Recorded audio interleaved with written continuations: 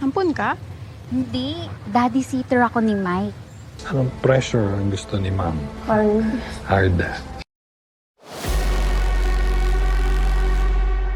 Nagsimula ang kwento kay Mara at Ethan, magkapatid na nagtitinda ng siopaw sa kalsada. Nagpaalam si Ethan para pumasok sa paaralan, kaya naiwan si Mara mag-isa. Isang buntis na customer ang dumating at napansin ni Mara na magkapareho sila ng kwintas. Biglang dumating ang boyfriend ni Mara na asawa pala ng buntis na babae.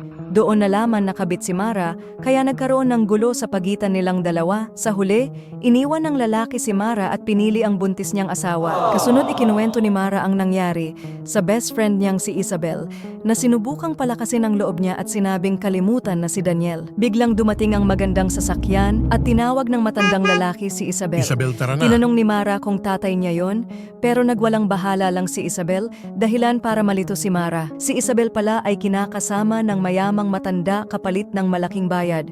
Wala siyang alinlangan na tuparin ang mga gusto nito upang makuha ang mga nais nito sa matanda. Samantala, habang nag-aayos ng paninda si Mara, dumating si Ethan mula sa paaralan. Malungkot na sinabi na tinanggal na siya bilang scholar at kailangan ng magbayad ng tuition fee. Nataranta si Mara dahil hindi niya alam kung saan kukunin ang perang pang tuition, lalo't nakadepende lamang ang kanilang kabuhayan sa pagbebenta ng siopaw. Kinabukasan, nakipagkita si Ethan sa kanyang kasintahan at nagbardagulan ang dalawa. Sana all. Pagkatapos, nagmadaling umuwi ang babae at hindi alam na kinuha ni Ethan ang kanyang wallet. Pag-uwi, ibinigay ni Ethan ang pera kay Mara. Nang tanungin kung saan ito galing, nagsinungaling siya at sinabing galing ito sa fundraising ng kanyang mga kaibigan para sa kanyang tuition fee. Kinabukasan, hinanap ng kanyang Lumabas ka kasintahan dyan, si Ethan. Ethan para bawiin ang perang kinuha, pero itinanggi niya ito. Nagalit ang babae at nagbantang magrereklamo ito sa pulis.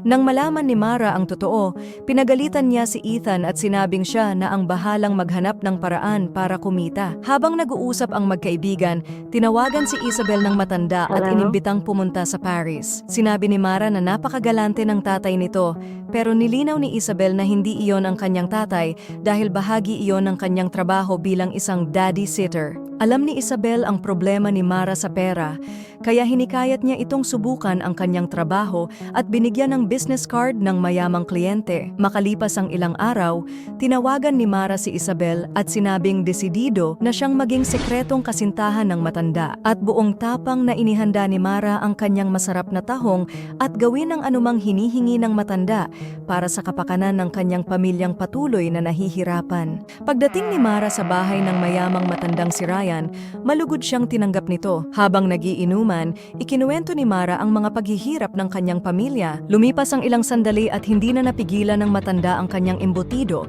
kaya agad na ipinasok ito sa kuweba ng mga manobo.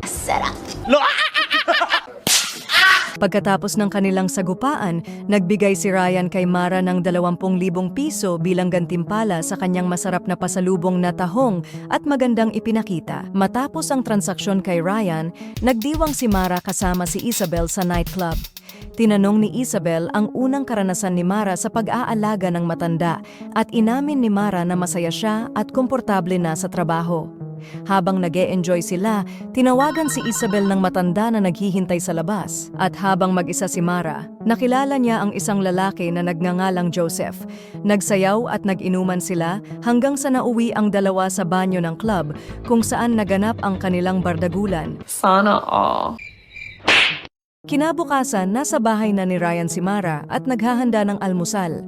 Alam ng matanda na galing siya sa nightclub kagabi, kaya pinagsabihan niya si Mara na iwasan ang ganoong lugar dahil seloso siya. Hindi na nagsalita si Mara, ngunit muling nag-init ang tambutso ni Ryan kaya agad silang nagbardagulan. So good. Pagkatapos ng kanilang matinding sagupaan sa kusina, biglang lumuhod si Ryan at nag-propose kay Mara at sinabi na kaunti na lang ang natitirang oras niya sa mundo. Gayunpaman, tinanggihan siya ni Mara, sinabing hindi pa siya handa.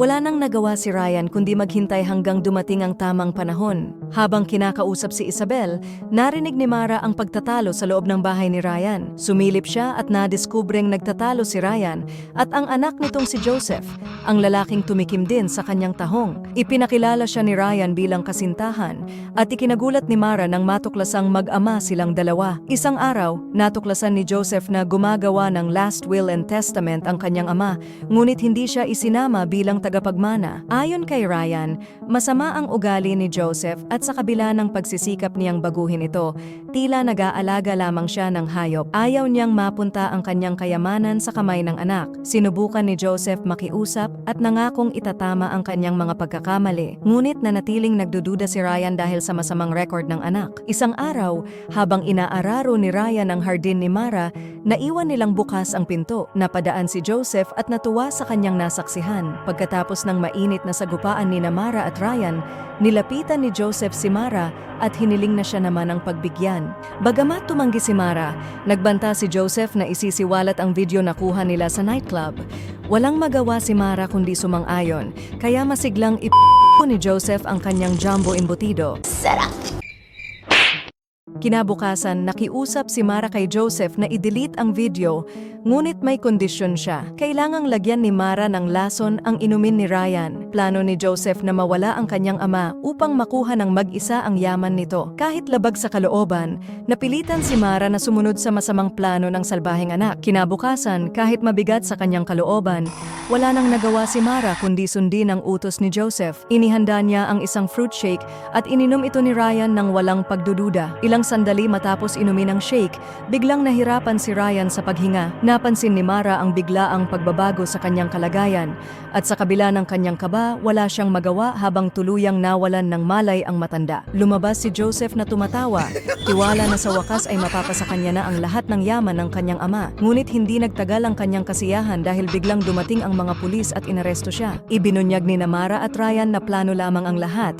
Dahil bago pa mangyari ang insidente, ipinagtapat na ni Mara kay Ryan ang nangyari sa kanila ni Joseph sa nightclub at ang masamang plano nito laban sa kanilang dalawa. Nang mahuli si Joseph ng mga pulis, nakiusap siya sa kanyang ama at nangakong magbabago, pati na rin ang pagtalikod sa kanyang mga bisyo. Gayunpaman nanindigan si Ryan sa kanyang desisyon dahil nawalan na siya ng tiwala sa kaisa-isa niyang anak. Sa kabila ng pagmamakaawa ni Joseph, isinuko pa rin siya ni Ryan sa mga pulis. Ilang linggo matapos ang kasal ni Ryan at Mara, pumanaw si Ryan dahil sa kanyang karamdaman. Dumating ang abogado upang kausapin si Mara tungkol sa mga huling habilin ng kanyang asawa. Ipinaliwanag nito na ang lahat ng naiwan ni Ryan ay mapupunta na sa kanya. Dahil dito nagbago ang buhay ni Mara at sigurado na ang pag-aaral ng kanyang kapatid at ang kanilang kinabukasan.